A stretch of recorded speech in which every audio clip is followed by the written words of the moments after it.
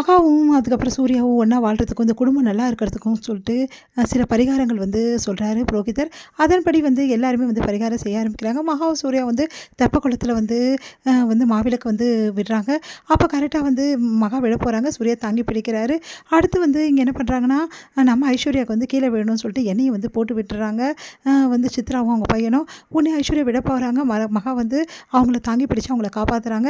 இந்த சூழ்நிலையில ஐஸ்வர்யா வந்து "இப்படிலாம் பண்றீங்களா? உங்கள என்ன பண்றேன் பாரு" அப்படின்னு சொல்லிட்டு புரோகிதர்கிட்ட அவங்கள பத்தி எல்லாமே சொல்லி அழுவுறாங்க.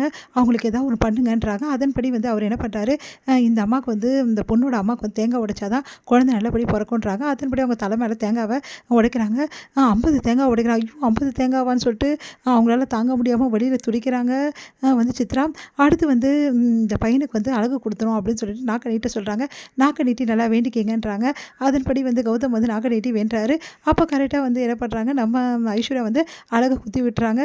அதே மாரி வந்து கோவில் பிரகாரம் ஃபுல்லாவே வந்து வேண்டுதல் இருக்கு. அதனால எல்லார்கிட்டயுமே இது வந்து யாசகம் வந்து பெறணும் அப்படின்னு சொன்னோனே எல்லார்கிட்டயுமே போயிட்டு கௌதம் வந்து எல்லார்கிட்டயும் யாசகம் கேட்டுட்டு இருக்காரு. அடுத்து வந்து இது எல்லாத்தையும் பார்த்து வந்து ஐஸ்வர்யா ரொம்ப சந்தோஷப்படுறாங்க. இங்க மகா வந்து "என்ன ஐஸ்வர்யா இதெல்லாம்?" அப்படின்றாங்க. "அவங்களலாம் படட்டும். அவங்கலாம் இப்படிலாம் பட்டா தான் அறிவு வரும். உன்ன மாரிலாம் என்னால இருக்க முடியாது மகா" அப்படின்னு சொல்லிடுறாங்க. அடுத்து வந்து இங்க என்ன பண்றாங்கன்னா, கோட்டீஸ்வரி எப்படியாவது வந்து கல்யாணத்த நிறுத்தணும். இவங்களுக்கு வந்து கல்யாணம் நடக்கக்கூடாது. அனாமிகாவும், விஜய்க்கும் அப்படின்னு சொல்லிட்டு நெறைய வந்து விஷயங்கள வந்து அவங்க வீட்ல வந்து கலகம் பண்ணிட்டு இருக்காங்க. இதன்படி வந்து அனாமிகாக்கும் வந்து நம்ம வந்து விஜய்க்கும் வந்து ப்ராப்ளம் இருக்கு. தாலி பாக்கியம் வந்து சரியில்ல அந்த பொண்ணுக்கு அப்படின்னு சொல்லிட்டு வீட்ல பிரச்சனை வரும்னு சொல்லிட்டு சொல்ல வைக்கிறாங்க புரோகிதர.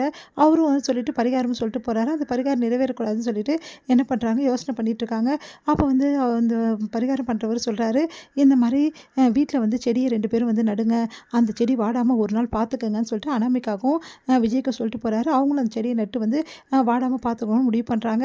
இந்த சூழ்நிலையில நைட் என்ன பண்றாங்க, யாருக்கும் தெரியாம வந்து கோட்டீஸ்வரி அந்த செடிய எடுத்துட்டு என்ன பண்றாங்க, வேற செடி எடுத்துட்டு வந்து நட்டுறாங்க. வாடி போன செடிய. இத பார்க்குற விஜய் வந்து மனசு கஷ்டப்படுறாரு. இப்படி வாடி போச்சு செடி. இப்ப என்ன பண்றது? நம்ம பேசாம எடுத்து போட்டு வேற செடி வச்சிடலாமான்னு யோசிக்கிறாரு. வேணாம் வேணாம். இதனால வந்து வீட்ல உள்ளவங்கலாம் கஷ்டப்படுவாங்க. அவங்க வந்து ஏதாவது ஆயிடுச்சுன்னா என்ன பண்றதுன்னு சொல்லிட்டு போயிடுறாரு. என்ன பண்றதுன்னு தெரியாம தவிச்சிட்டு இருக்காரு. இங்க சந்தோஷமா இருக்காங்க நம்ம கோட்டீஸ்வரி. கோட்டீஸ்வரி வந்து காலைல வந்து பார்க்குறாங்க. என்ன வீட்ல யாருமே இல்ல அப்படின்னு சொல்லி எல்லாரும் வந்து செடி பக்கத்துல போய் நிக்கிறாங்க. செடி எவ்வளோ நல்லா வந்திருக்கு அப்படின்னு சொல்லிட்டு எல்லாம் சந்தோஷப்பட்டுட்டு இருக்காங்க. அத பார்க்குற கோடீஸ்வரி நைட்டு தானே மாத்தி வச்சோம் இப்படி ஆயிடுச்சேன்னு சொல்லிட்டு டென்ஷன் ஆயிடுறாங்க. இங்க வந்து என்ன பண்றாரு, விஜய் வந்து நம்ம வந்து மகாக்கு வந்து நன்றி சொல்றாரு. "அண்ணி உங்களால தான் இப்படி நடந்துச்சு. அந்த செடிக்கடி வாட்டமா இருந்தது. நீங்க தான் புது செடிய மாத்தி வச்சிருக்கீங்க. அத நான் பார்த்துட்டேன் மேல இருந்து" அப்படின்னோனே, "உன் காதலுக்காக தான் இதெல்லாம் பண்ணேன். எனக்கு தெரியும் அண்ணி. எனக்காக தான் இவ்வளவும் பண்ணியிருக்கீங்க. உண்மையிலேயே நீங்க கிரேட் அண்ணின்னு" சொல்லிட்டு போறாரு.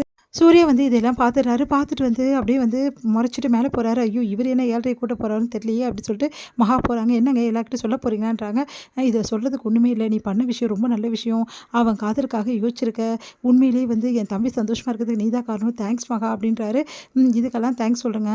ஆனா வந்து எங்க அக்காவுக்கு வந்து நான் சப்போர்ட் பண்ணா மட்டும் என் மேல கோவிச்சுக்கிறீங்க. இங்க பாரு உன் அக்கா தப்பு பண்ணா. அதுக்கு நீ சப்போர்ட் பண்ண. ஆனா என் தம்பி அப்படி கிடையாது. ரொம்ப நல்லவன். அவன் வந்து விரும்புறான். அவன் காதல்ல தோல்வி அடைஞ்சா மனசு கஷ்டப்படுவான். அதுக்காக நீ ஹெல்ப் பண்ண. அதுக்காக தான் உன்ன பாராட்டுறேன் அப்படி சொல்லிட்டு போறாரு. எல்லாரோட ஃபீலிங்ஸும் எல்லாரோட காதலையும் புரிஞ்சுக்கிறீங்க. ஆனா என் காதல ஏன் சூர்யா புரிஞ்சுக்கவே மாட்டேங்கிறீங்க அப்படி சொல்லிட்டு மகா வந்து மனசு கஷ்டப்படுறாங்க. இதோட முடியுது.